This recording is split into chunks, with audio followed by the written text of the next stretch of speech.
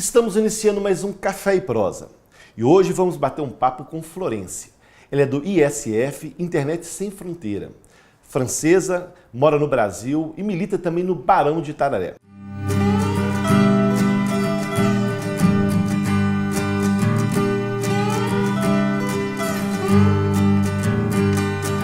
Florence, obrigado pela sua presença. Vou te servir um cafezinho para a gente iniciar o nosso bate-papo. Obrigada.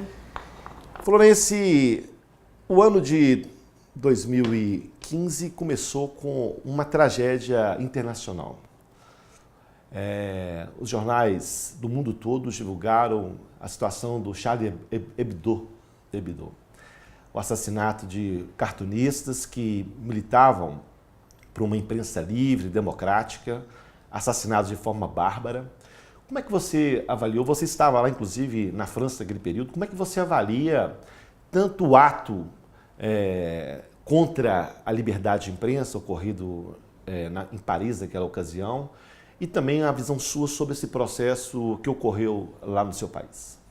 Então, eu fico muito feliz de poder tocar nesse assunto junto com você hoje, inclusive porque eu acompanhei bastante a imprensa brasileira durante esse período e eu vi a importância de recolocar um pouco o contexto histórico francês da liberdade de expressão e também o conceito de laicidade para a opinião brasileira. O que aconteceu na França foi, por um lado, inesperado e, por um lado, os chargistas já estavam sendo ameaçados há vários tempos. O jornal Charlie Hebdo é um dos jornais mais satíricos que a França tem. Ele foi criado nos anos 60, no período pós-guerra, num período de uma efervescência cultural e política muito grande, e ele chama-se mesmo Jornal Irresponsável. Ali nos anos 60, na França, naquelas mobilizações? No período de mais 68, sim. Ele chama mesmo, na manchete está escrito Jornal Irresponsável. E a pauta dele sempre foi denunciando todos os tipos de domínio e de opressão ideológica e política. No caso, as religiões, enquanto instituições, as igrejas, entraram muito no foco das denúncias e sempre feito através de um trato crítico, satírico. Então, Charlie Hebdo denunciou durante vários anos a intolerância religiosa, a ausência de direitos humanos que a igreja vai professando. E agora, recentemente, com a entrada sempre mais presente da questão muçulmana, começou, por exemplo, a partir de 2007, retratando o charge do profeta Maomé, que tinha sido desenhado por um chargista dinamarquês. E isso causou grande polêmica, inclusive por jornalistas franceses durante a publicação dessas pautas, e foi a razão do assassinato naquele dia do 7 de janeiro na imprensa por dois jovens muçulmanos que se reivindicavam de uma integração integrista. Então, o que eu queria colocar em relação a isso são duas coisas. Na verdade, a gente fala de liberdade de expressão, a defesa do modelo de liberdade de expressão, mas em relação ao que aconteceu, a temática é muito próxima também do conceito de laicidade na França. Ou seja, desde a Revolução Francesa, a França adotou o conceito de laicidade, que considera que tudo que tem a ver com crença e prática religiosa não pode pertencer no espaço público. Ela tem que ser colocada no espaço privado. A partir daí, existe o direito de blasfemo. Você tem, enquanto cidadão, o direito de poder criticar uma crença. É um direito seu. Também, direito constitucional? Um direito constitucional previsto, não, mas ele é previsto na lei. Ele é autorizado. No caso, a liberdade de expressão, ela também contempla a possibilidade de você poder criticar, denunciar as práticas de uma instituição religiosa, tanto como denunciar quem não tem prática religiosa.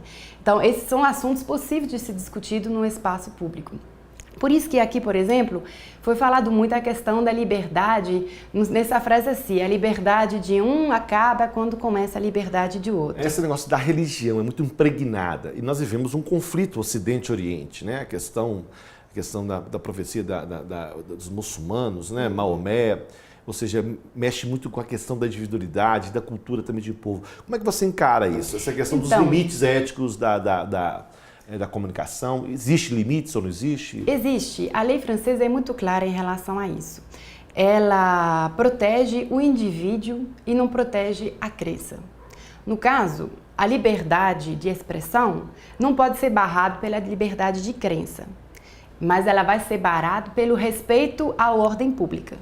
Por exemplo, a gente teve um caso da burca, que foi um dos elementos falados também na França, que foi proibido de usar uma burca, que é o véu integral, que só deixa aparecer os olhos. No caso, essa é uma questão em relação à crença. Bom, a instituição religiosa muçulmana peça para as mulheres vestir burca e na França a gente considera que a mulher tem que andar de rosto descoberto. Então, a instituição francesa condena a prática da religião em espaço público. Você não tem direito a vestir uma burca. Mas se uma mulher com burca vem sendo agredida por alguma pessoa, algum fanático que é contra os muçulmanos, essa pessoa vai ser punida, porque a mulher vai ser protegida, enquanto mulher cidadã. Então, a lei francesa proíbe a incentivo ao ódio, proíbe a discriminação de pessoas com especificidade religiosas ou práticas culturais, mas autoriza a denúncia às instituições. Como é que você avalia, depois desse fato, dessa tragédia, eu diria, o desdobramento? Porque existe uma crise Ocidente-Oriente, o problema é da visão de como funcionam as democracias, a economia, a sociedade, e há uma pressão muito grande, né? Principalmente agora com o Estado Islâmico em expansão. A gente tem visto aí muitos jovens europeus buscando uma alternativa e integrando esses exércitos muçulmanos. Como é que você vê isso depois desse fato? Avança, diminui? Como é que você tem avaliado depois desses 2 meses aí de isso tragédia? É um contexto muito complexo que com certeza esses eventos do 7 de janeiro vão marcar a história do mundo ocidente. Se a gente pensar, só recolocar a questão das guerras de religiões em um tempo maior, a Europa teve durante vários séculos guerras de religiões muito fortes entre protestantes e católicas. Milhões de pessoas morreram por causa disso. Então, a questão da guerra de religião em si é um fato que vai se repetindo ao longo da história. As religiões, enquanto atores, vão mudando. Hoje, o mundo islâmico entra como denunciador do Ocidente e a gente vê também uma concorrência entre países considerados como desenvolvidos e países que eram considerados como subdesenvolvidos, que hoje tomam sempre um poder econômico maior. A gente viu com as revoluções árabes e um empoderamento também de população e uma certa competição em relação a isso ao nível mundial. Com certeza, a Europa também vive um período de crise política e social muito forte, onde os dirigentes perdem credibilidade, as instituições, em certo perde credibilidade. Uma crise política e econômica. Sim, por causa de poderes políticos privados que tomam sempre mais predominância. Então, o próprio sistema democrático perde sua legitimidade para os cidadãos e não consegue mais trazer algumas respostas. Então, nesse sentido, a desilusão para a população ela é muito forte. Por isso a gente viu também na França jovens que não tinham criação, não tinham familiares árabes, que resolveram entrar para o jihad e acreditar nessa questão. Essa é uma questão que tem que ser resolvida mesmo através de um processo democrático dentro da Europa, dentro de todos os países. É uma questão que tem que ser levada muito a sério. Por exemplo, o desemprego na França, a discriminação racial, ela existe. A França tem um conceito de integração dos migrantes forte que está se perdendo em vários aspectos. A gente vê que um jovem com nome muçulmano tem muito mais dificuldade de arrumar trabalho que um jovem com um nome de origem francesa. Então, são elementos realmente que causam uma grande cisão e que tem que ser discutido. Por outro lado, também nós vemos partidos populistas de extrema direita, fascistas, que ganham sempre mais visibilidade, que conseguem captar as ilusões e os desejos do cidadão, coisas que, por exemplo, as esquerdas não conseguem mais. Então, é uma discussão muito complicada. Eu acredito que o que está acontecendo agora na Espanha e na Grécia possa talvez trazer uma outra visão. Né?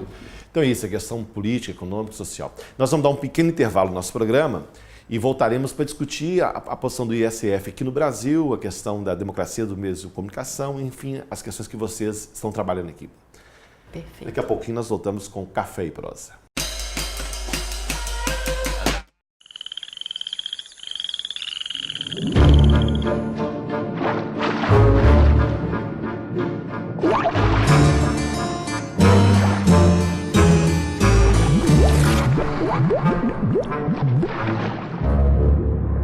As drogas são uma armadilha. Você sabe disso. Seu filho não. Converse com ele. O diálogo é a melhor forma de afastar o perigo das drogas.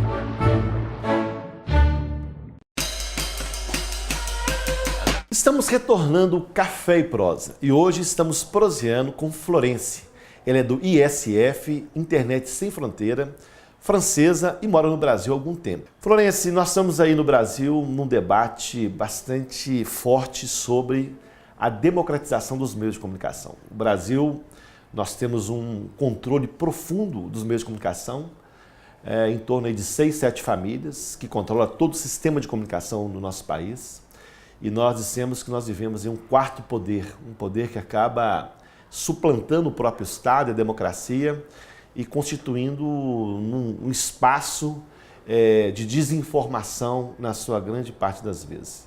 Como é que você avalia esta questão aqui no Brasil, você que vem de uma experiência democrática na França, como é que você tem avaliado essa luta aqui no Brasil e qual a perspectiva que você vê nesse cenário aqui no nosso país? Gil, a pergunta é difícil, mas na verdade eu me coloco hoje mais como atuante mesmo dessa luta da democratização da comunicação aqui no Brasil, que como uma avaliadora exterior, porque eu participo muito do Barão, eu participo do Fórum Nacional para a Democratização da Comunicação e é uma pauta que eu considero muito importante quando a gente vê seja pela luta pela democratização dos poderes, como também pela luta pelo empoderamento da sociedade, que tem direito a ter uma informação de qualidade e a poder adquirir um espírito crítico e uma opinião própria em relação a isso. Claro que na França a gente está num contexto onde o serviço público midiática está muito mais forte. Nós temos programas educativos, nós temos programas de debate sobre assuntos políticos, que dá possibilidade ao telespectador. Tem várias televisões? Como é? São várias também em relação ao setor público.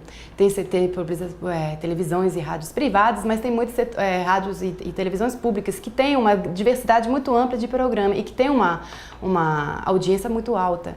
Então a gente vê aqui a falta desse setor público. Hoje 95% dos meios de comunicação são controlados por empresas privadas.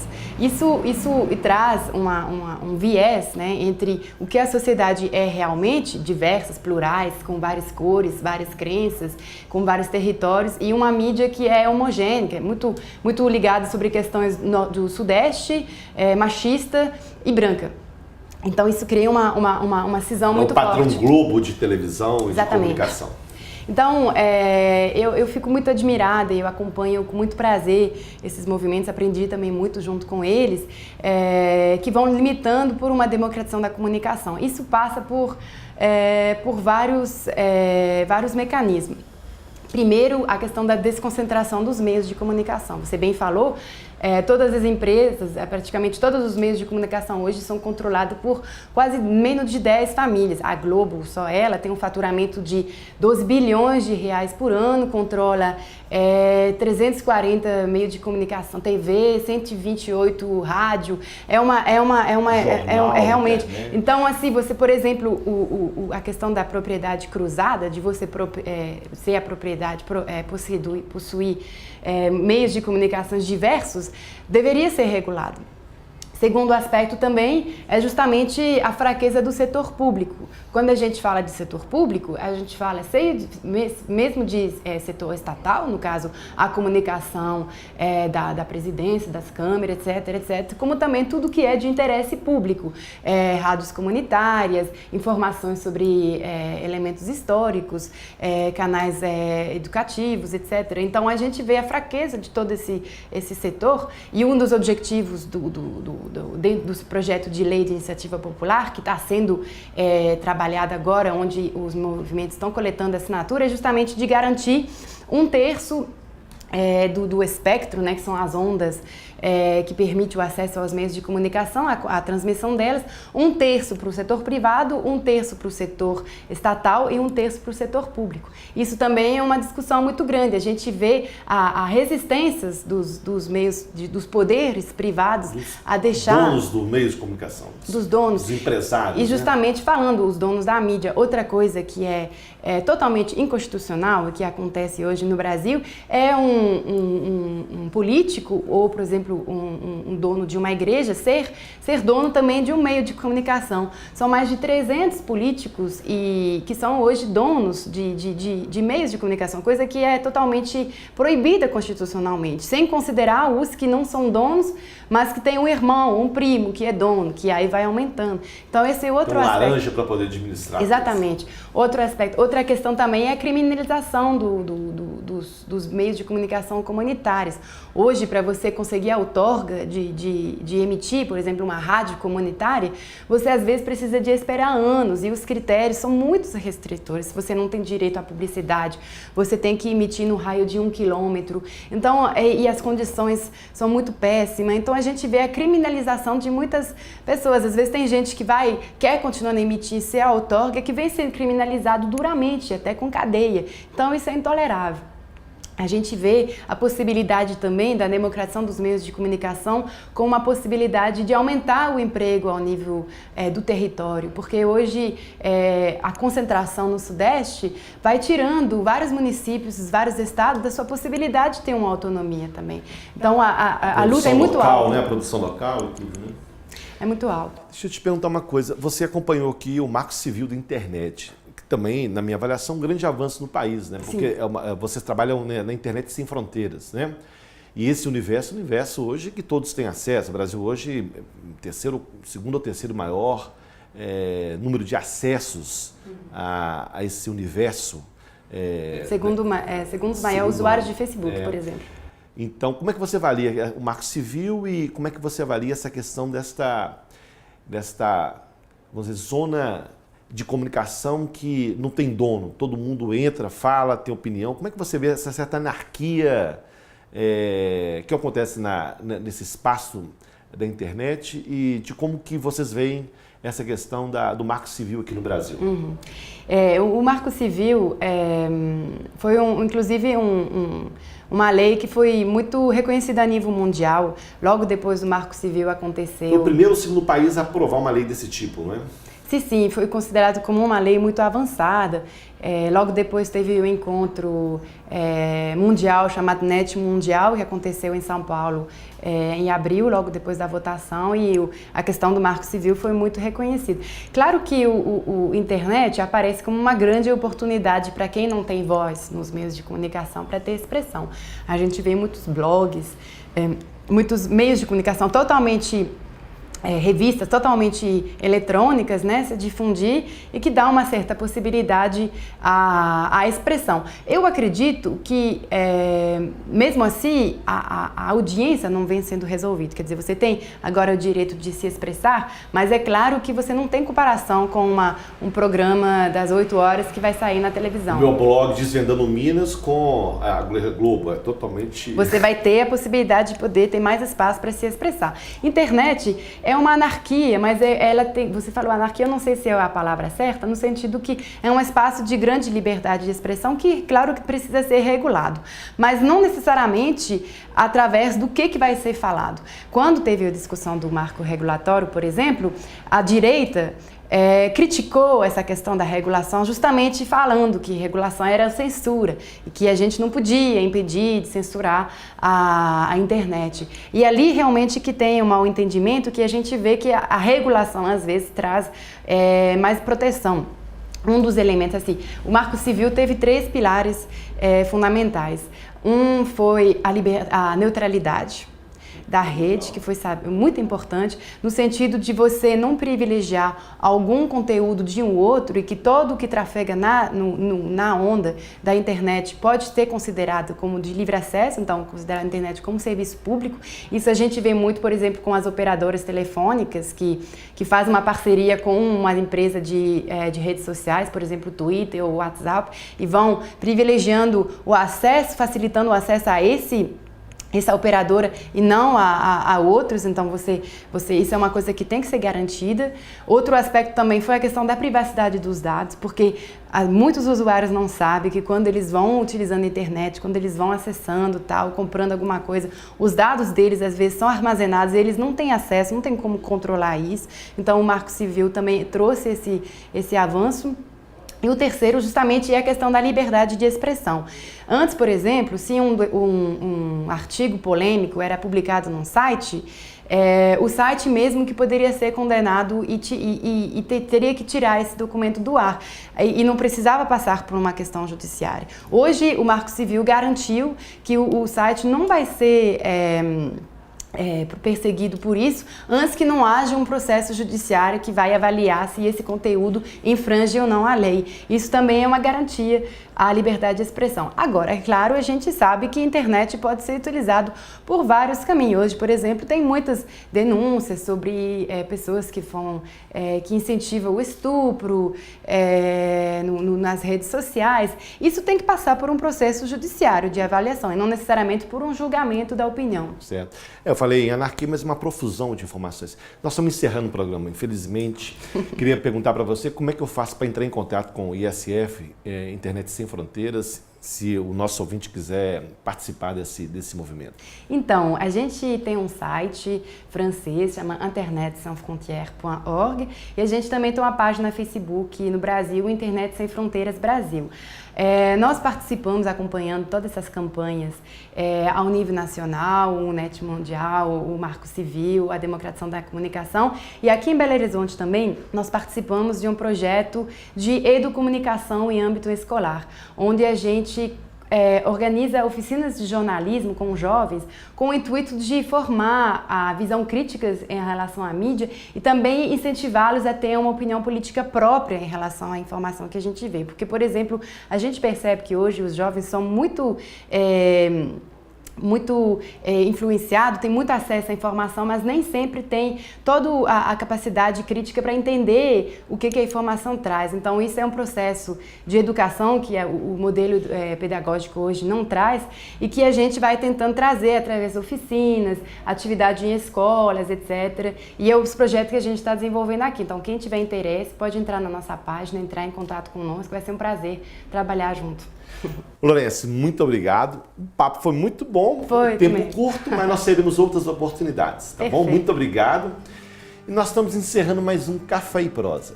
Se você quiser participar, mande e-mail para o endereço abaixo e até um próximo programa.